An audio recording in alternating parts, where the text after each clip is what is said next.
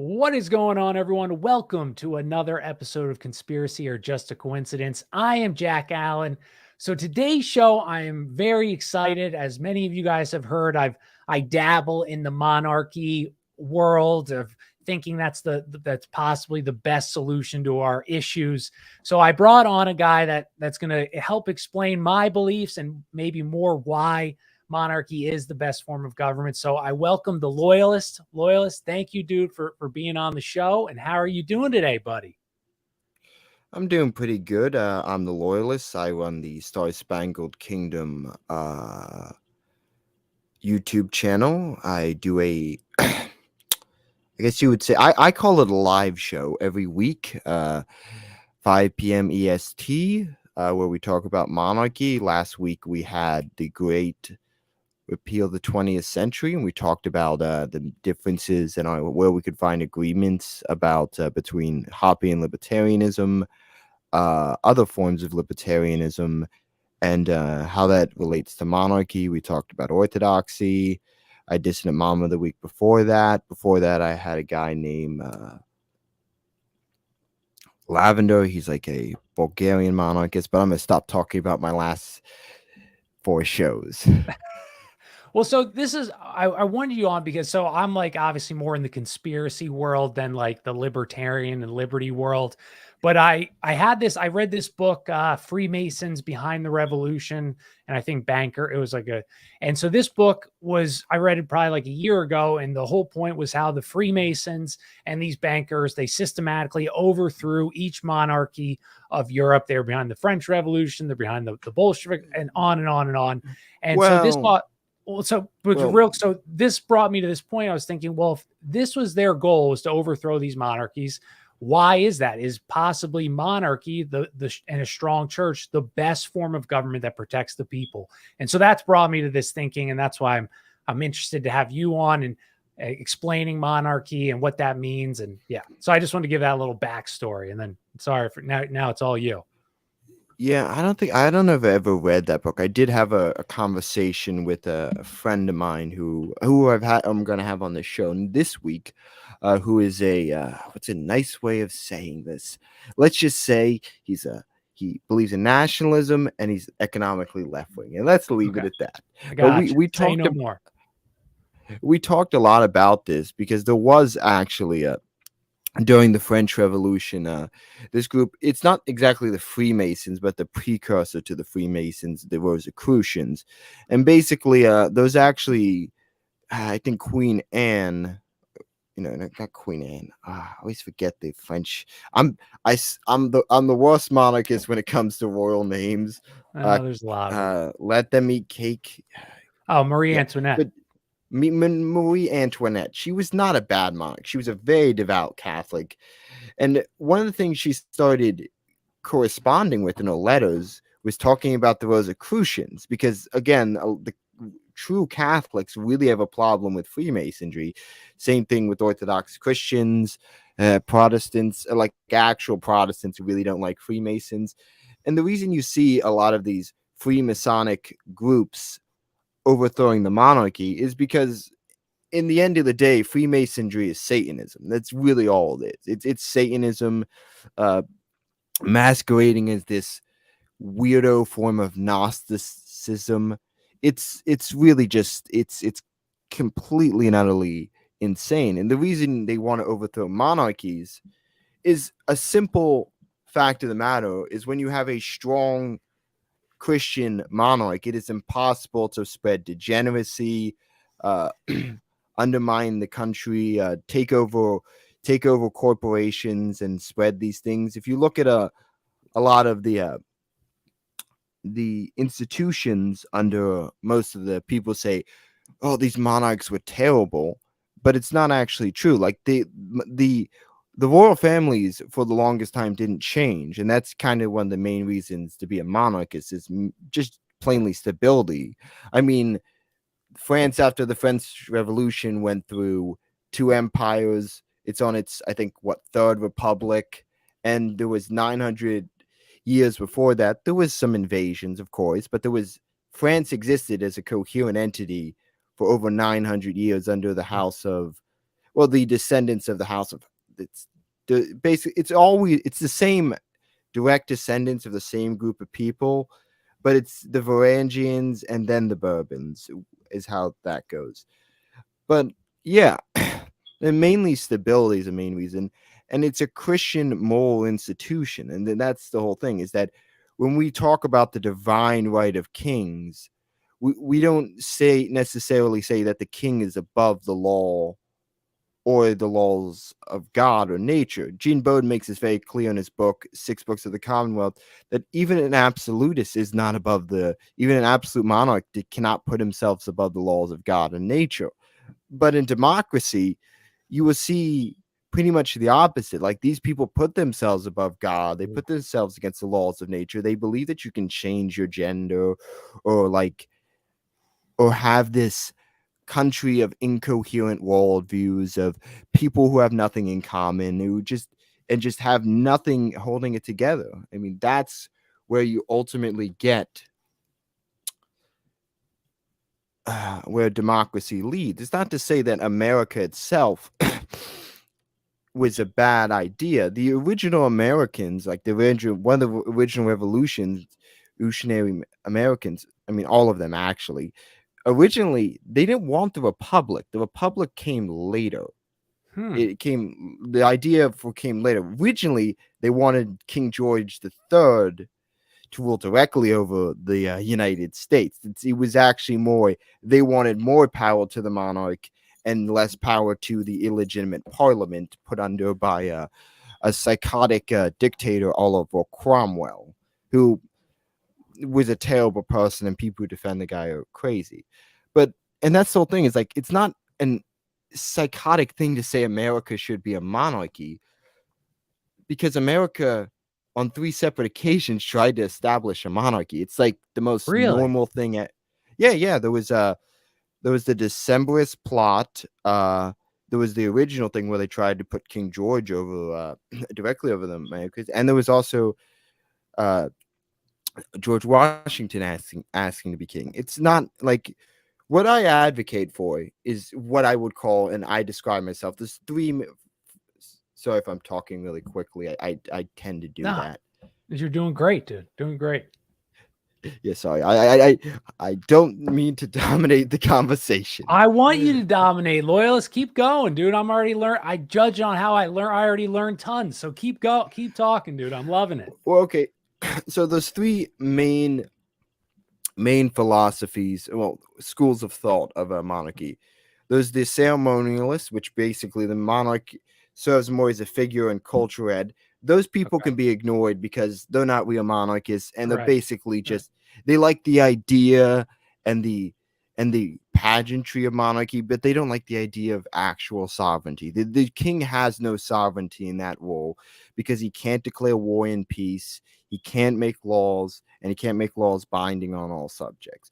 And then there's two other camps, broadly the same, we call constitutional monarchs. Constitutional monarchs, and a good example like of this in practice would be like current day England is a good example of a constitutional monarchy. The I see. Queen has a large amount of power. She really does. Like the Queen of England, if she wanted tomorrow, could dissolve Parliament, and she could Wow. also declare war. She can also fire the entire parliament of most of the Commonwealth nations. The Queen has a lot of power, and so do a lot of European monarchs.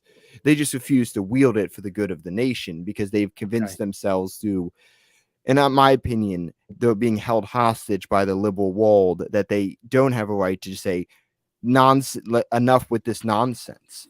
I mean, Elizabeth II actually said when gay marriage was being passed in the UK, is like, I can't morally agree with this, but she Hmm. signed it anyways, basically, because if she really should have just said nope and put it in the shredder and said nope, not doing that. But that gets to the third. Well, this is technically a semi constitutionalism. Would you could either say semi constitutionalism or semi absolutism?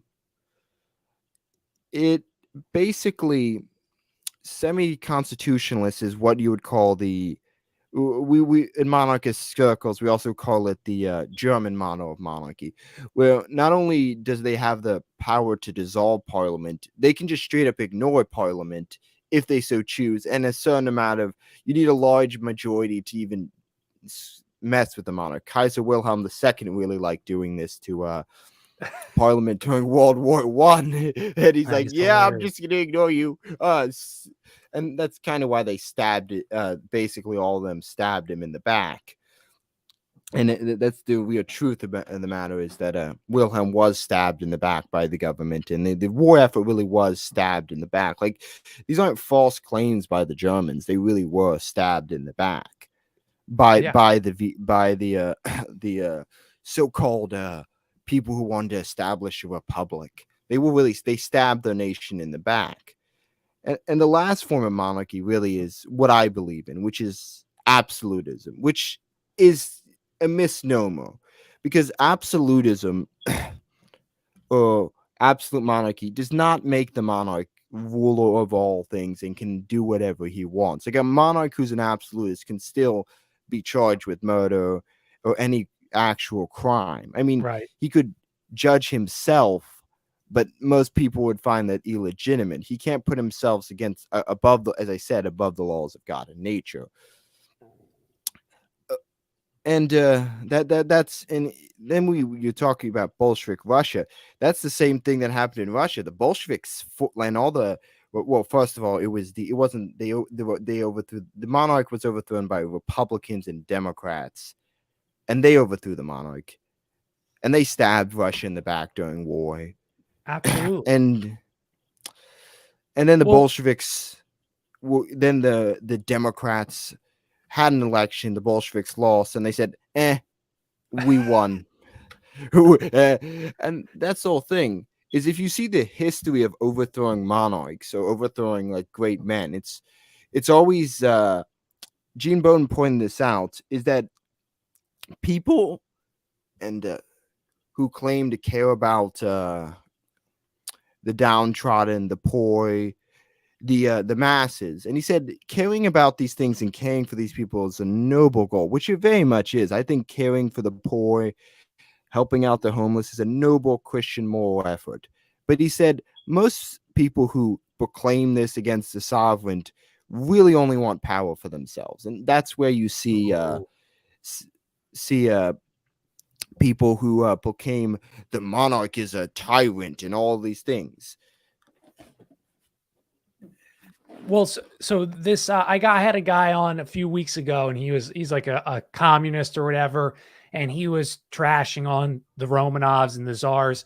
And then I told him, I said, well, I think you're like a little, because under Imperial Russia, they produced the most wheat.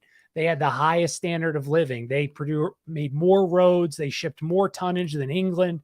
They were the world's basket. I think they produced like 52% of the world's wheat.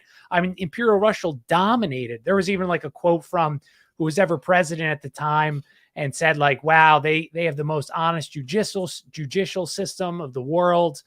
They made illegal child labor, all these things. So there's like this thinking, or maybe it's like a narrative pushed out, that under a monarchy you are not free. And I think that that's this really huge misconception among us. Like, go ahead.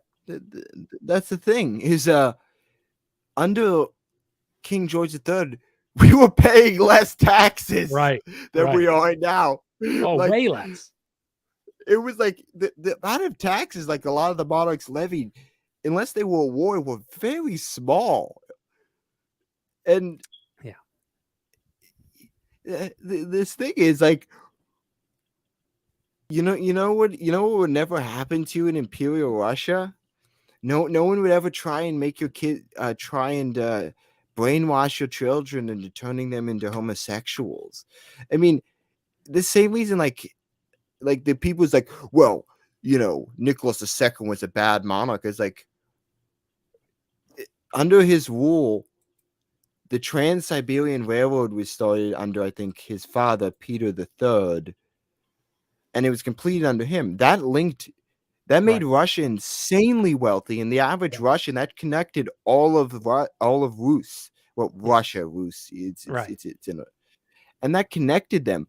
And do you know what Stalin built? He built a shitty canal, couldn't hold big ships, and it was a complete waste of effort. It killed millions of people building this thing. Well, dude, And their oil production crashed under everything that they had created. The Imperial Russia built was destroyed in years. It took, in months. It was all gone.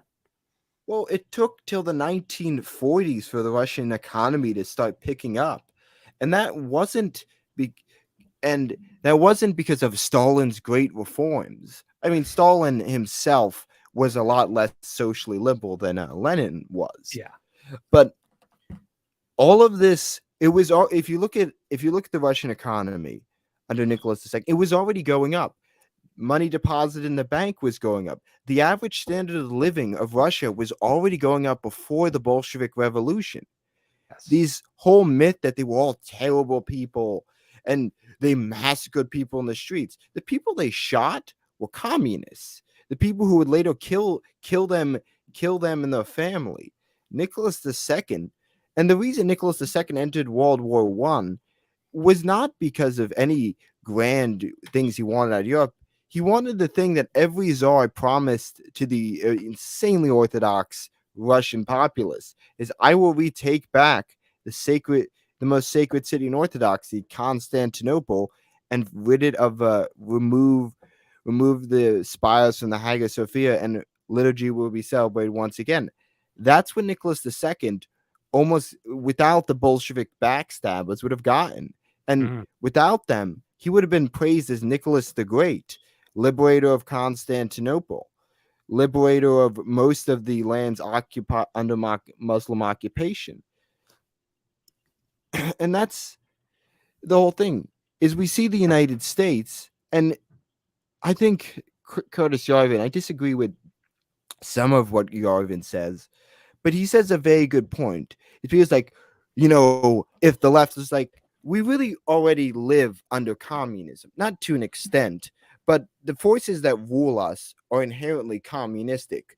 In the Republican Party, we have neocons who are descendants of Trotskyites. Like, the neoconservative movement is a Trotskyite movement. And on the Democratic Party side, we have descendants of Michelle Foucault, the guy who read Rules. Damn it, I forgot his name. The author of Rules for Radicals. He was friends with the Clintons. The Weatherman Saul Alinsky. Like, they were friends with the Clintons. They were friends with every single one. We have like the Weatherman Underground, Bill Ayers. He was friends with Obama. Like, Obama, as much as people like to rag on the Tea Party, but they're accurate. Obama is a communist. Yeah. Like, he literally was friends with a communist terrorist. And all these communist terrorists, and this is the thing that the right needs to learn, is don't apologize for the most radical elements of your movement. Just say, I don't care. Because you think the left ever apologized for the Weatherman Underground? No, they didn't. They pardoned them. So anybody doing anything radical on the right, the next president who is a Republican, say, I'm just pardoning them. Sorry, pardon. Oh, you did that? Pardon. Yeah. And that's the whole thing. Well, so do you agree with it that it was a systematic approach that they wanted to dismantle these monarchical families? Do you think that's like an accurate statement?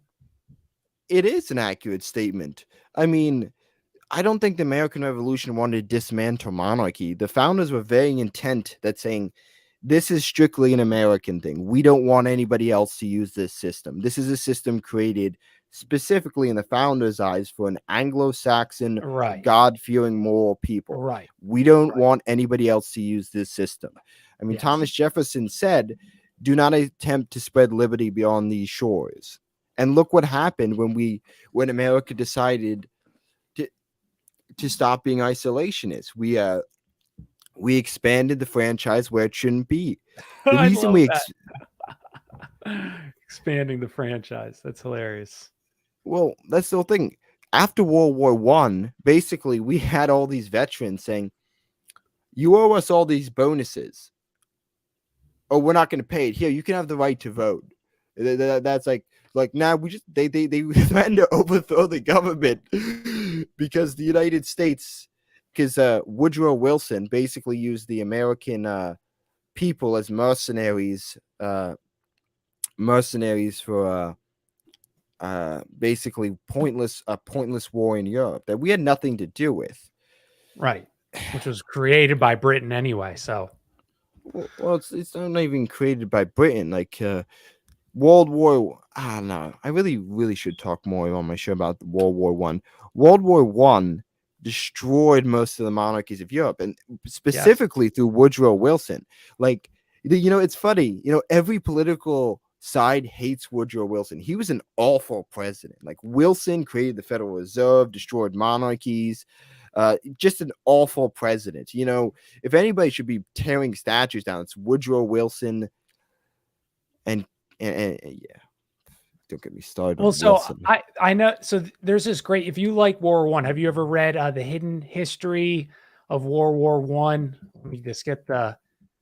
No, But I've basically, never read that. oh, you'll love it, dude. I'll send you the. It's called Hidden History: The Secret Origins of the First World War. But I did it like a long time ago. But basically, their point was that Britain and where they were very, they dominated for so long. And now Germany, they're killing it with technology, economically. And so from 1880, they keep poking them with the stick, like the Boer War. They try to do something they keep trying to get Germany to start a war. And they know they need to pull Russia in to help break down Russia. And basically that was their theory. That's the whole thing. Is one of the czars I forget which czar told him, don't break the alliance with Germany. Yeah. Russia should have never been friends with Germany.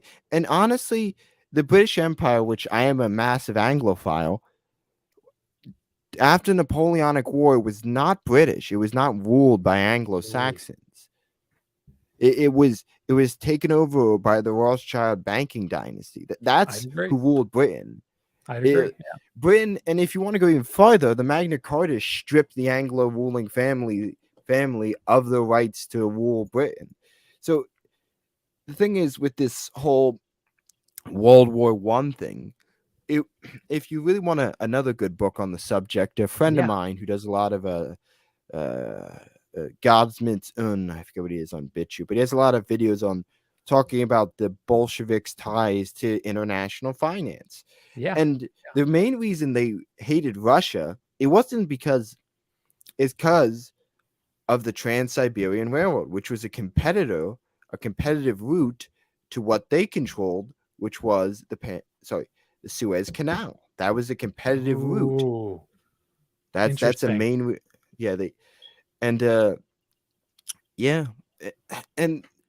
the whole thing with like just Russia in general. I mean, Russia still has not gotten recovered ever. It's still never recovered from the Soviet stuff. Like, it's people like to say, oh, it's super trade. It's not. Russia has a massive abortion problem, alcoholism, largest producer. Like, Russia, this is a sick thing, but like child pornography is mainly produced in Russia. It has just become a sick, depraved place after the fall of the Soviet Union. So basically, after the fall of the Soviet Union, really what happened was the oligarchs took control. And all the oligarchs are the former heads of the Communist Party. That is the former communist bigwig. That's who runs Russia now. I didn't know that. Well, yeah, like people like say it's super trade. And I was like, no, if it was traditional Russia, people like Putin wouldn't be in power because he'd be a former member of the KGB, and he would have been if it was truly Russia, the czars would have retaken power and purged every single former member of the KGB, the Communist Party, in the same style. They would have been probably a lot more humane. They would have been given fair trials and then hanged for treason. I always say that I don't believe in Stalinist style purges or show trials. Right. They should be given fair trials, and then they should be executed for treason. But I'm gonna stop talking about. No, dude, Russia. You're not talking. You're doing perfect. So I thought it'd be a good question for. So we were talking. You're an Anglophile, so this will be a perfect question for you. So when I was reading, I'm sure you know all about how William of Orange, he gets funded by international bankers to overthrow his father-in-law. And then he signs that Tonnage Bill Act. And I think that's in like the late 1600s. And in that Tonnage Act, it gives the Bank of England its charter. And so I was thinking, like, it is there, because I don't like the current, like the Mountbatten, the Windsor family. So I was wondering if your take, if at some point, like in 1690, when William of Orange overthrew, I forget which what that king's name was in Britain, and that was when I everything think. changed. That ruined, that put it, the Well, usury banking system back in England. well, So go I ahead, always go ahead. forget what dynasty, because I think one of them during the War of the Roses, the two true heirs to the British throne are murdered. Man, I really need to read a bit more up on the War of the Roses, but it's a very interesting, yeah. But that probably, yeah, it's 100% accurate that anytime a centralized bank happens, it always and they're back a foreign monarch, it's always to undermine the monarch. Like a Right. good book on it is the history of centralized banking. Yes, I already Uh, did that on this show. Yeah, that is a great book. Rothbard it is. also has. I mean, people have recommended that I read a lot more on Rothbard. Great. He really. I disagree with his solutions, but I do really like Rothbard's opinions on. I mean, I've read one of his books. The only book I've really read of Rothbard's. I've read some of his articles, which was Man, Economy, and the State, which I disagree with the premise and the overall message of Man, Economy, and State, but he makes some good, like, I think the libertarians make some good points about time preference. Like, that's another reason monarchs are better leaders, because a monarch has a low time preference. It's confusing. I finally got it down. Low time preference means you long-term planning. High time preference means you're impulsive. So a monarch will always plan that his son is going to take his throne. So a monarch will have, like, a president will have a 4-year plan. A monarch will have a 100-year plan. Right. And you can see this in a lot of the projects that were completed under monarchs. Great cathedrals. Those cathedrals that were not even completed until several generations. What's that Yes. cathedral Yeah. in France that just burnt down? I'm sorry, I the I know what you're Catholics are talking gonna about. hate me. You hate me for that. But took that was a monarch who built that. And if you see Right. every megalithic structure that we see, is like, oh, that's beautiful. Who built that? I was like, oh, Charles something. He built that. Like nothing. Like the U.S. builds beautiful buildings, but only during the time period when we had what I call an aristocratic republic, is in where only a small amount of people had the right to vote. Mhm. That's we weren't founded as a democracy. We were No. founded as an as basically an aristocracy. Is that you had to own land, you had to be a male, you had to be an Anglo-Saxon. Well, white. They expanded the term of Right. what they mean. Right. It's like when people's like, what is white? Is like, it's just an easier way of saying European. It's just like, we don't say if it's, and you had to be all of these things to vote in the election. And if you see all of the stuff we pass during this time period, it's all perfectly sensible. It's normal, it's functioning, and like, it's not until we start expanding the franchise that we get these crazy spending bills, these crazy deficits, these just insane things that never work. I mean, the only real things that we've done that have been productive and have been the Interstate Highway Project, the Transcontinental Railroad. But Yeah. like, when was the last big infrastructure project? Oh, I don't think we're I. crumbling, dude. Our infrastructure is beyond, because no, and I think because I think I don't know if I told you this, but I started reading uh Hoppe's book. Democracy is the Yeah, Godly and Place. I Yeah, I stopped need to reading read. it, but regardless, the point still it was like how these politicians, they want to take, kind of, you were saying earlier, they want to take as much as they can out in that short time that they're in power. They want to extract all the wealth they can for themselves. So fixing bridges isn't something that some politician's going to win on, right? Like that's not glamorous, so no one does it, and that's why our infrastructure is Well, you about to see, crumble. like, you see the aqueducts. Oh, wait, no, that was built under the Caesars. Wasn't Right, built under the Republic. right. None of Rome's great projects were built under the That's a great point. Republic. Caesar was right to crush them.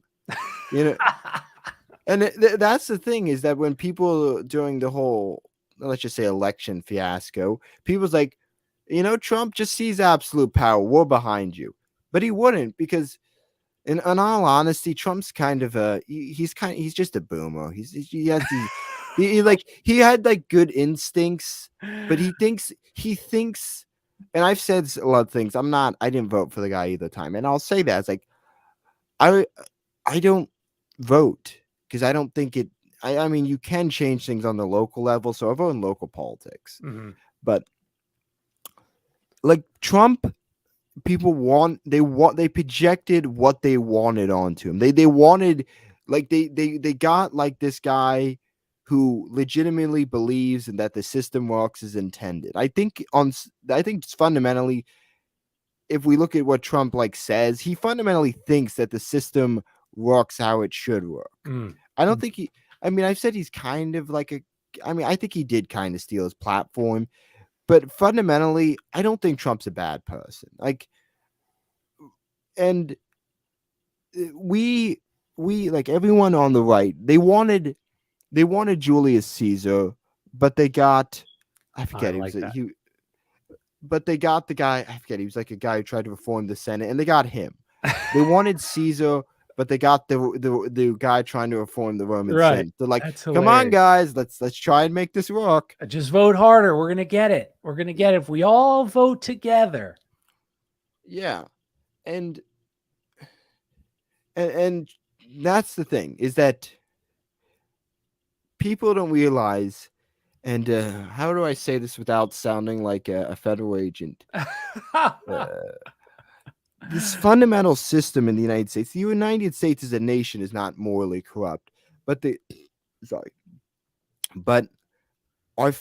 fundamental government of the United States is corrupt, and the government itself and its institutions needs to be destroyed and rebuilt from the ground up. Like, if fundamentally you cannot, no one is really like, it's like the one guy standing at his sentry after the I think, he was a soldier during the Japanese War, and this guy fought until like the 90s. Yeah.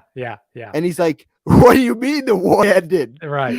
Yes. And that's the people trying to defend the constitutional republic. You're like, you're the people. The war is done. You're not saving the republic.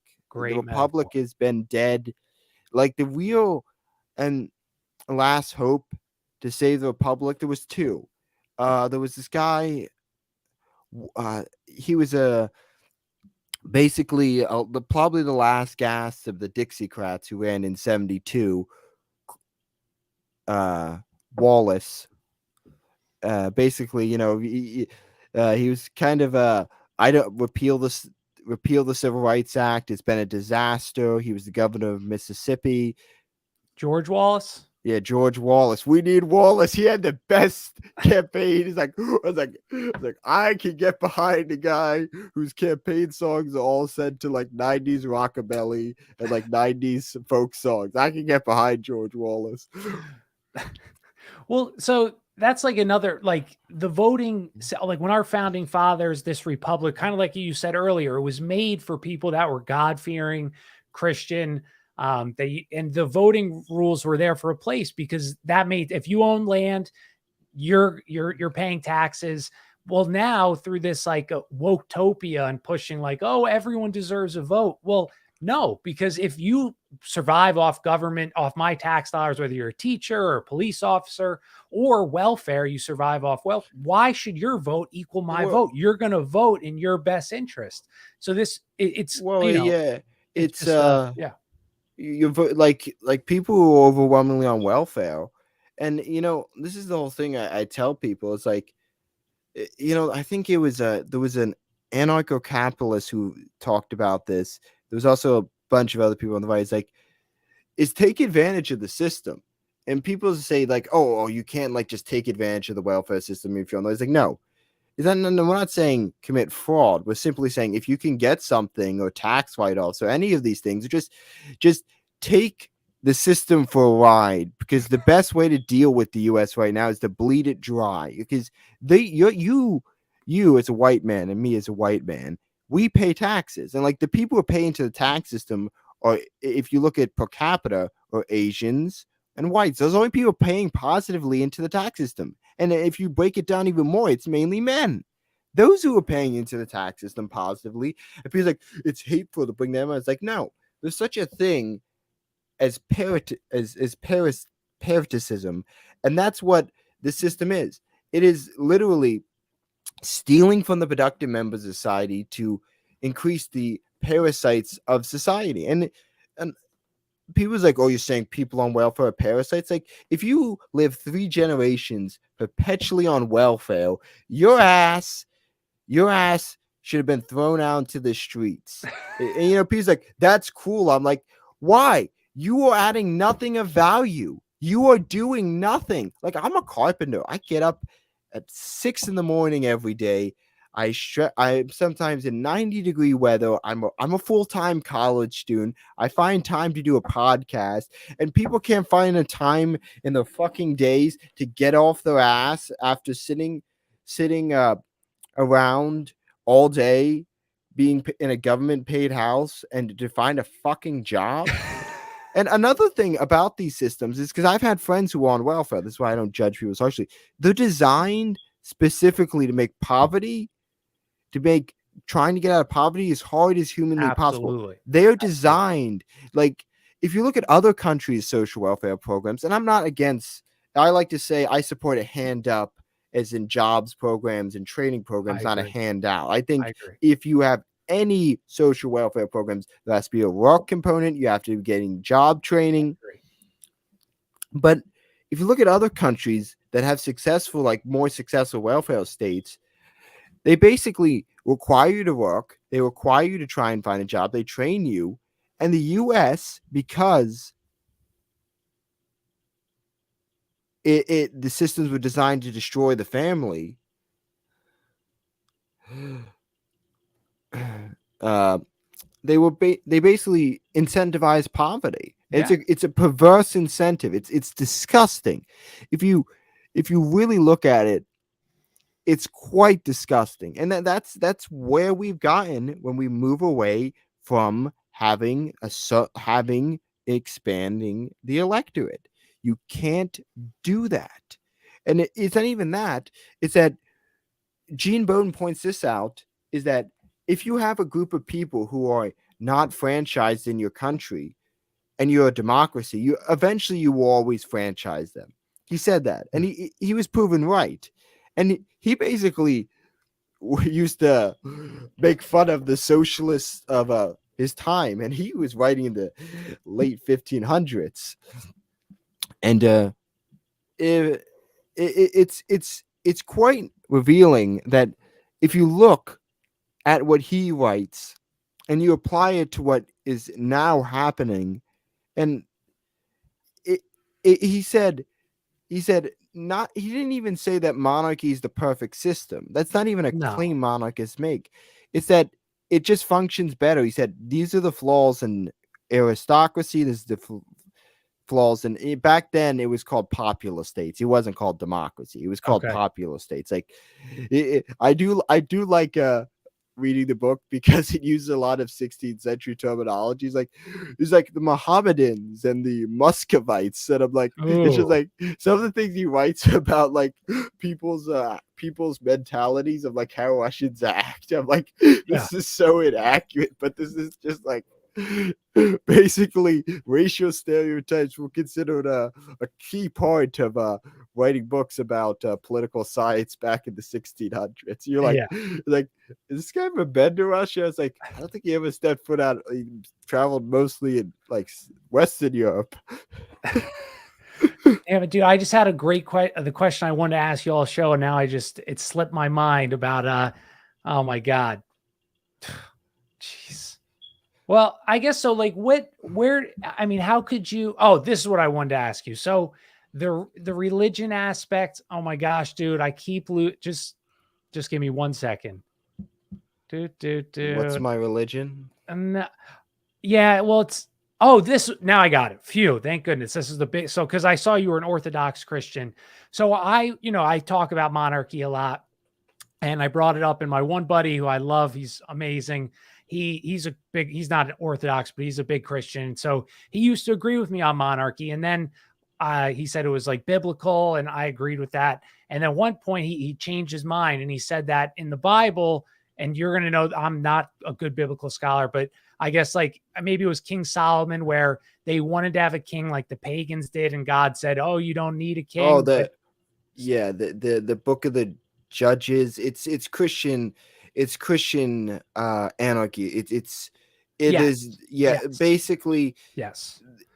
no, it's Please, yeah, elaborate on this, on why that is well, I'm maybe. not really that good on biblical scrolls, but they basically say that the judges said that, and said God said you couldn't have a king like the pagans. It's just really a misunderstanding of that. It really is.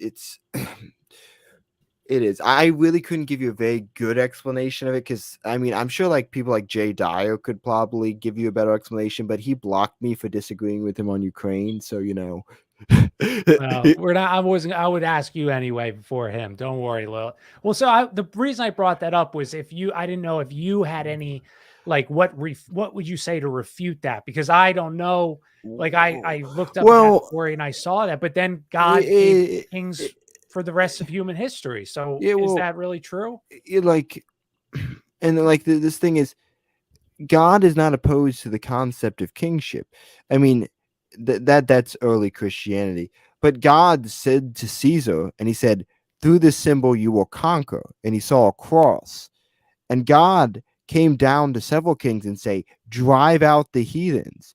So are we to assume that these men are not talking to God because they were victorious? Mm, God, God is on the side is always been on the side of monarchy. God has sent that to Constantine. Yeah, sent that to Constantine. He said, "Through the symbol you will conquer." He didn't say, "For don't remove yourself from being Caesar." He said, "Through the symbol you will conquer." That's that's what good. God's commandment vision was to Constantine. Through Yeah. the symbol you will conquer.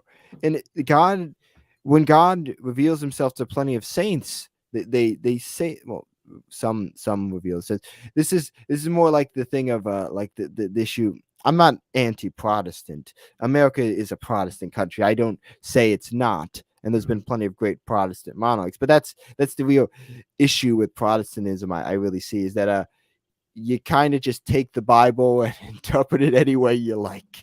So it's the issue. That's It's the fair. joke. It's like, what 10,000 Protestant denominations do you belong to? But yeah, God, like, and I don't think, that necessarily that you can't be Christian and believe in republicanism. But I am 100% against all Christian anarchists. Screw those people. Like, So last question: why is liberty, like, what would be your refute or whatever rebuttal to why anarchy doesn't work, or why monarchy is a better form than, like anarcho-capitalist or a libertarian type of government? well, the simple thing is just how power works. Is like the people who want, like, for anarchy to work is, I like to call, when I consider ideologies. I came up this when I became a monarchist. I call it the a-hole factor. Find the most obnoxious a-hole you could think of in your life, and Yeah. see if your political system could deal with it. How is It's a anarcho-capitalism just going to great deal with example.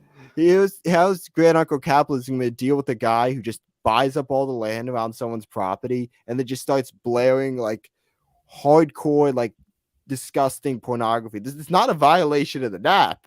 You could basically, in that system, be the biggest psychopath, and as long as you're not violating the NAP, which, to be fair, Rothbard said you couldn't enforce morality upon people. He later clarifies what he means by that, but it just comes to this system where you're like, well, that a violation of the NAP? Maybe. Well, as long as they're not harming themselves.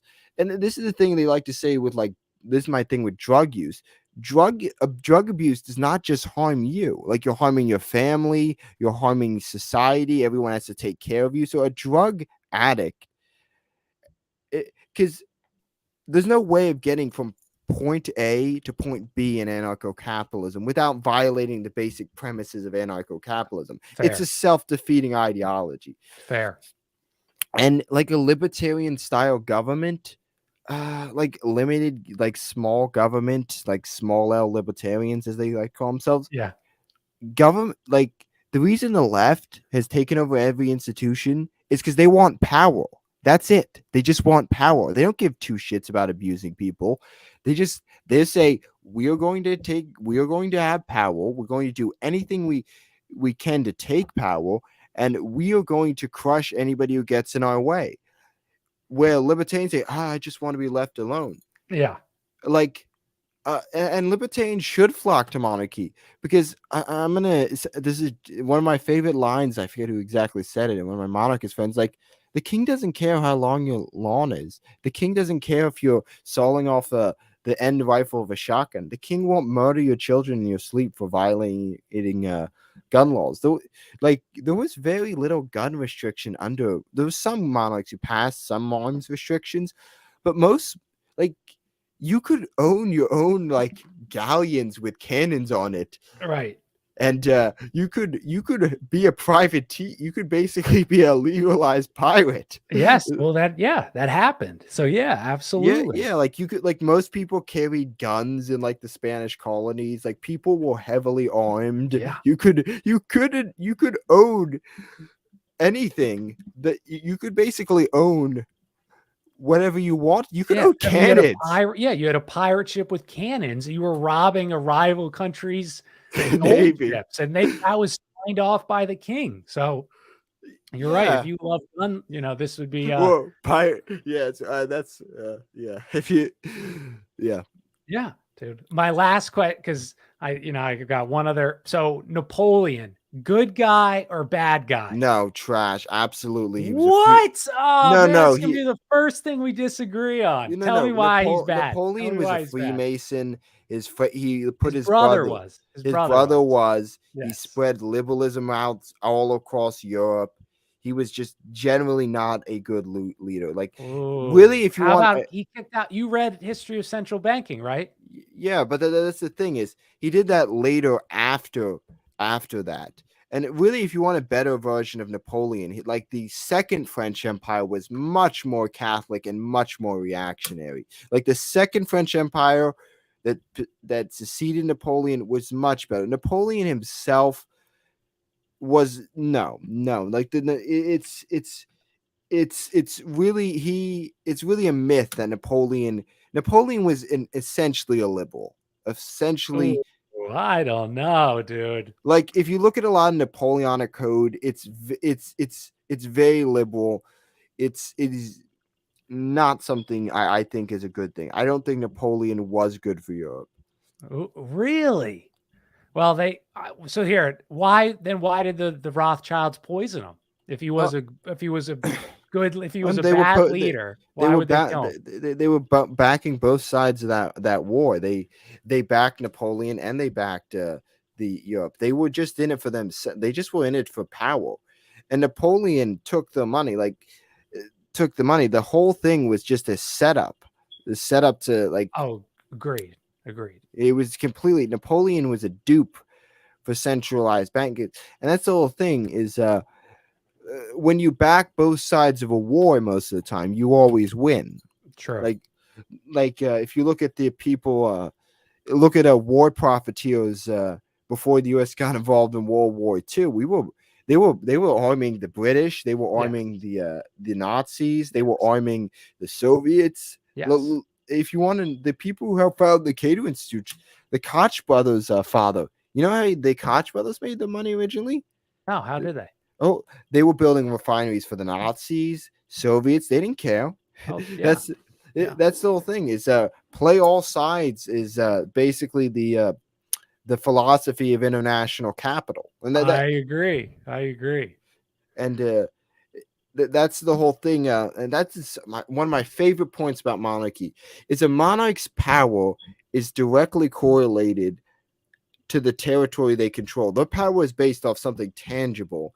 Like they are only wealthy and powerful because they control this nation, and they like where an international financier or someone like Jeff Bezos has no ties to anything. I mean, Stalin is correct. I mean, when he calls people like this ruthless cosmopolitans, but every ideology has called these people something else. The cabal, whatever you want to call them. It's really, I like the term international Satanists or international financiers. Dude, But we got to do a longer show next time, and I'll have a better list of what I wanted to talk about. We'll have some nice chats about Napoleon and a few other things. But where can everyone find you, Loyalist, and learn more about what you work on and all those good things? You can find me at the Twitter at the Loyalist, YouTube Star Spangled Kingdom, BitChute the Loyalist. I don't really like posting on Telegram, but I'm on there. Gab at the Loyalist. Gab is because Gab doesn't have censorious stuff. Yes. If you guys get offended about some of the stuff I share on Gab, I don't give a fuck. So I love it. Post what I want. Well, I'll put all your links. Oh yeah, continue if you got more links. Sorry. Yeah. Let's see. Twitter. You can follow my co-host. He's a blogger at godkingandnation.blog. Same thing on Gab, Telegram. Thanks for having me on, Jack. I really hope we should do it again sometime. I really hope you enjoy talking to Jared. I love that guy. I love hopping.org. I'm gonna tell him when he gets off that I want him on my show. I've been asking him for months. I'll let him. He responded to me. He said he was gonna come on, but he never got back to me. Come on, man. I'll let him know, dude. So we'll talk soon, Loyalist. I'll put all your links, and thanks for coming on, dude. Thanks for having me. All right, everyone. I'll be back in 4 minutes. So I'll see you soon. Peace.